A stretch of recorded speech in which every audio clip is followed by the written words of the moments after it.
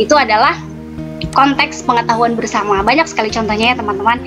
Baik, nah yang kedua adalah jenis konteks yang linguistik, artinya di dalam bahasa itu sendiri.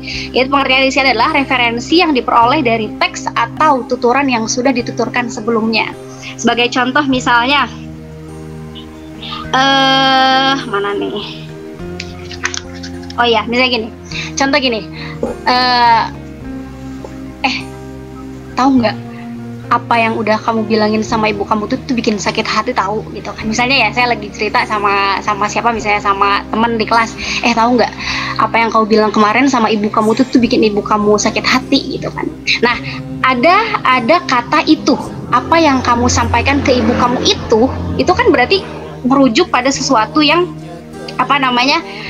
sifatnya linguistik atau bahasa atau ujaran gitu kan. Nah, intinya kalau linguistik itu dia konteks yang memang ada di dalam teks itu sendiri, ada di dalam ujaran itu sendiri, tidak keluar seperti yang non linguistik tadi gitu. Jadi pemahaman kita tentang konteks linguistik ya ada terpatok di teks-teks yang ada, teks yang kita lihat atau ujaran yang kita dengar. Seperti itu. Jadi kesimpulannya jenis-jenis konteks itu ada dua, ada non linguistik dan linguistik. Baik, kita lanjutkan ke ini dia interteks. Jadi interteks ini ketika kita tahu tadi Mas Ansor sudah menjelaskan apa itu teks, apa itu pesan gitu ya.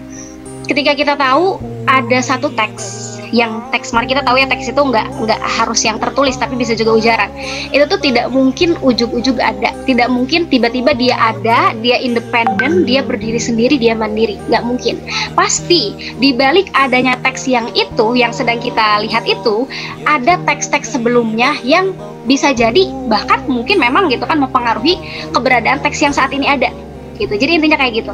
Jadi tidak mungkin ada satu teks yang tidak ada hubungannya atau tidak memiliki kaitannya dengan teks yang sebelumnya. Jadi ketika dalam teori interteks ini kita dituntut atau diminta untuk ketika kita meneliti satu teks, kita akan diminta untuk menelisik ke belakang. Artinya kita melihat sejarah.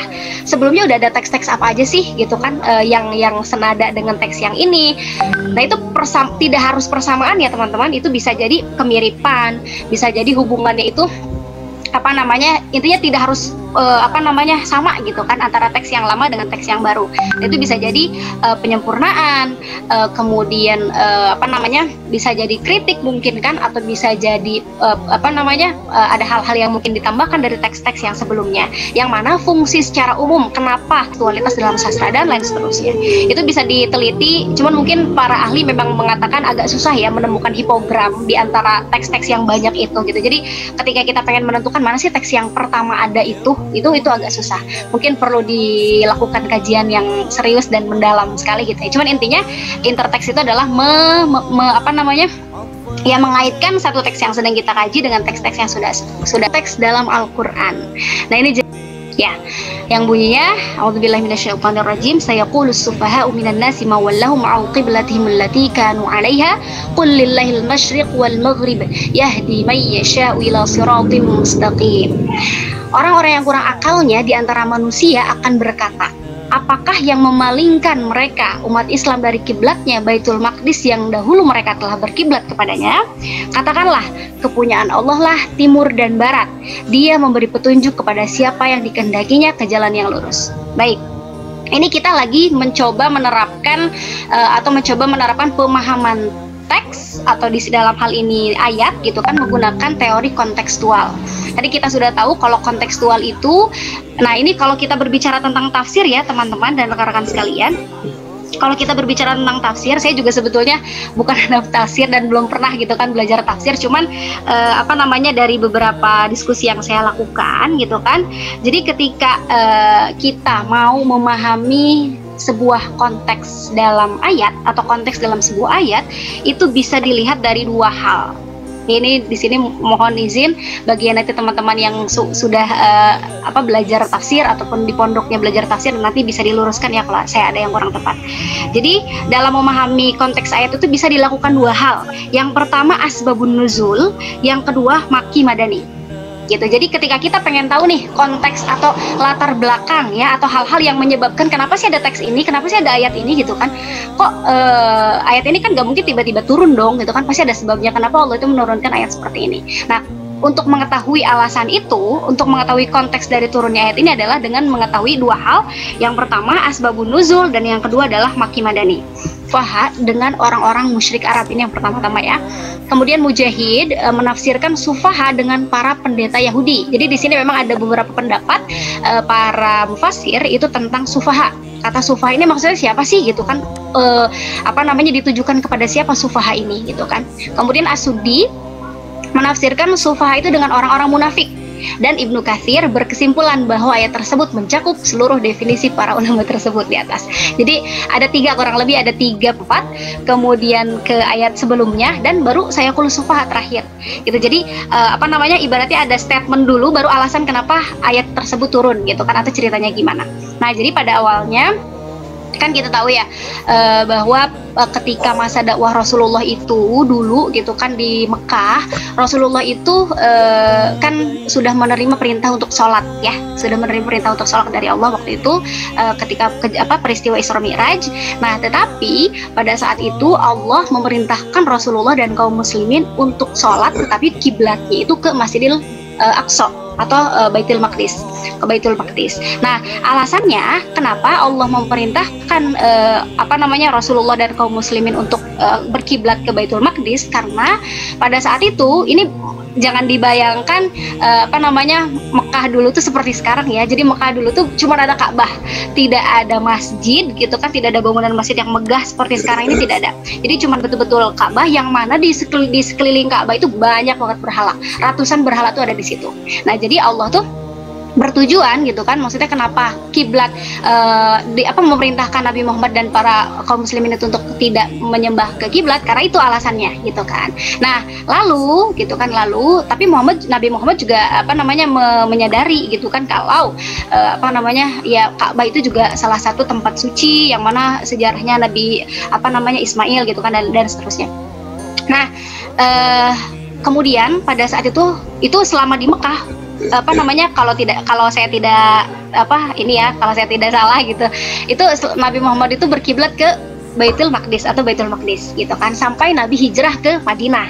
Nah, ketika di Madinah Nabi itu sebelumnya. Nah, ketika di Mekah ini, karena Nabi masih merasa mengakui kalau Ka'bah ini juga adalah tempat suci, jadi Nabi itu dari teks dari bacaan yang saya baca itu sempat atau bahkan melakukan sholat itu dengan misalnya langsung. Jadi ketika katakanlah arah Baitul Maqdis itu, jadi meluruskan Ka'bah.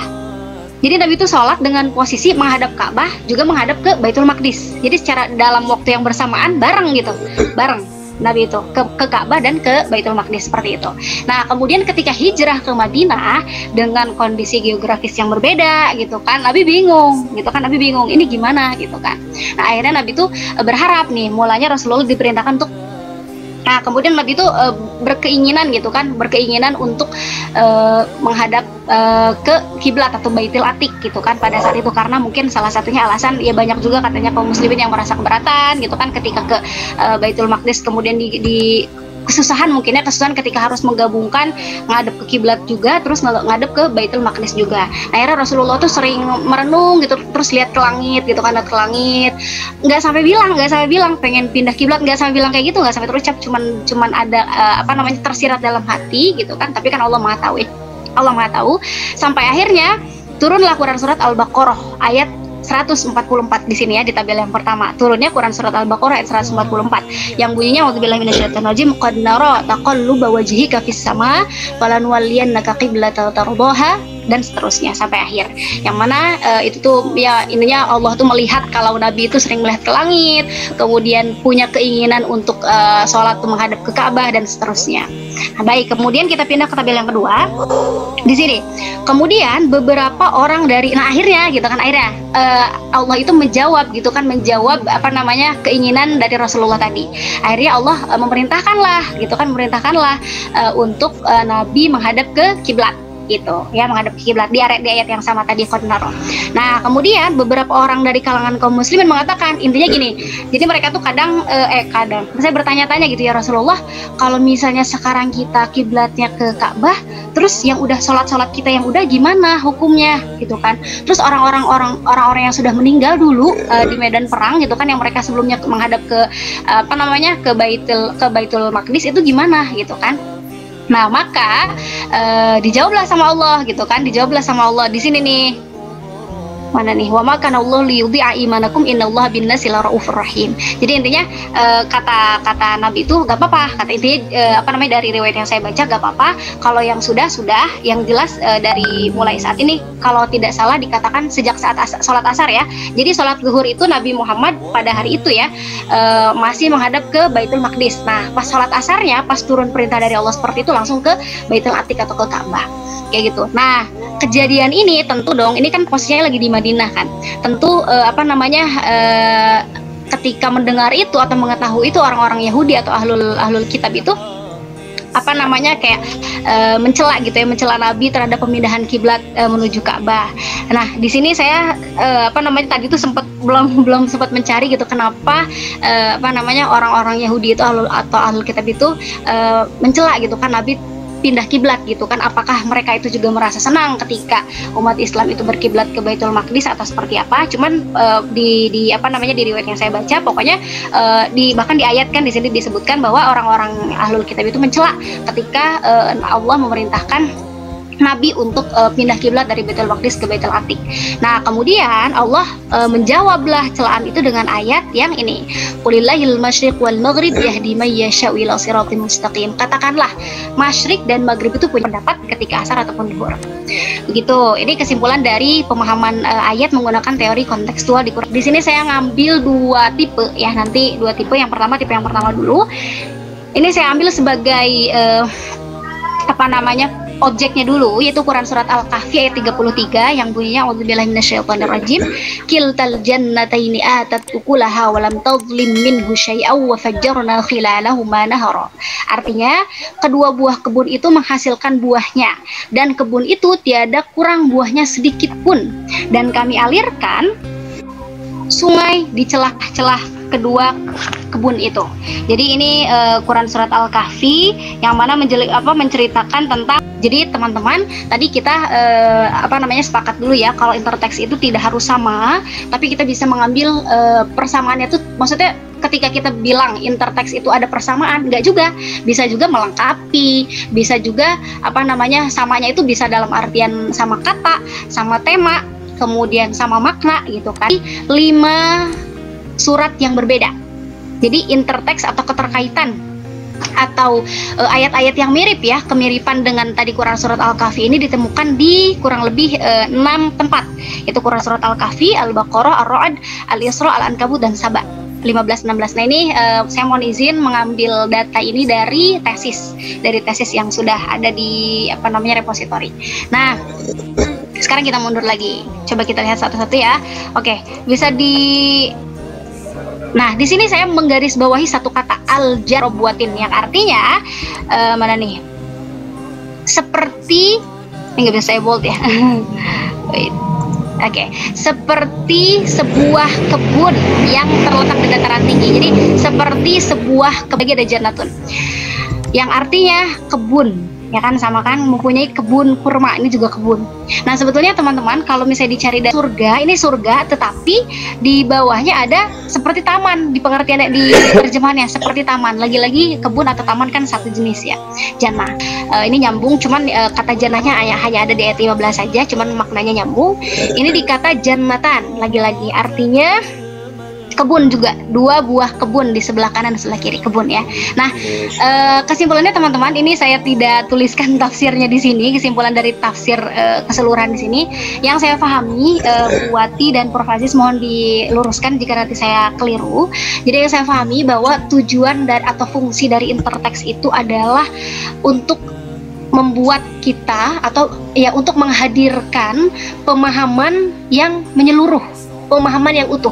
Oke, bayangkan teman-teman, kalau misalnya kita hanya memahami Quran surat itu kan, tetapi ketika kita cari persamaan kata ataupun tema yang sama dengan ayat-ayat yang lain yang tadi sudah saya jelaskan, ada di kurang lebih 6 tempat ini, kita jadi tahu gitu, bahwa ternyata gitu kan, di kesimpulannya gitu kan, Al-Quran itu menjelaskan dari sifat-sifat kebun atau sifat-sifat taman.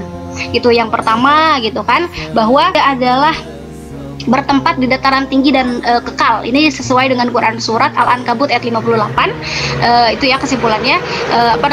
Jadi tanah yang subur itu kan cenderung adanya itu di dataran tinggi ya, jarang gitu di dataran rendah tanahnya itu subur, jarang ya.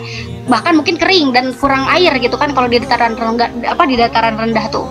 Nah, jadi disebutkan juga dalam Al-Qur'an tuh bahwa karakteristik kebun itu yang pertama tanahnya subur, kemudian kebun yang subur, kemudian buahnya lebat, kemudian ada di dataran tinggi, dan itu adalah kenikmatan yang sudah Allah berikan kepada manusia. Itu teks berdasarkan persamaan kata dan tema. Yang terakhir ini sedikit terakhir. Nah, interteks yang lain itu saya ambil dari tema aja. Jadi mungkin lafadznya berbeda, hanya dari segi makna sama. Dari segi pengakuan seorang muslim, seorang mukmin tentang akidahnya, bahwa lan nad'uwa min dunihi ilahan. Kita bisa sekilas saja kita bisa membaca ya, tidak akan menyeru Tuhan selain Allah. Ini juga sama, kalimat tauhid kan, sama. Kemudian di Quran surat Al-Kahfi ayat 110 ini juga sama, wala yusyrik bi ibadati rabbih ahada. Ini juga sama, perintah untuk tidak mempersekutukan Allah dengan sesuatu pun. Ini juga sama, intinya esensinya satu, tauhid kan, esensinya tentang tauhid. Ini tidak mempersekutukan Allah. Dan yang terakhir di Quran surat Yusuf, ini ayatnya, kemudian saya garis bawahi, alla ta'budu illa iyyah, tidak boleh menyembah selain kepada Allah. Ini juga sama, tauhid.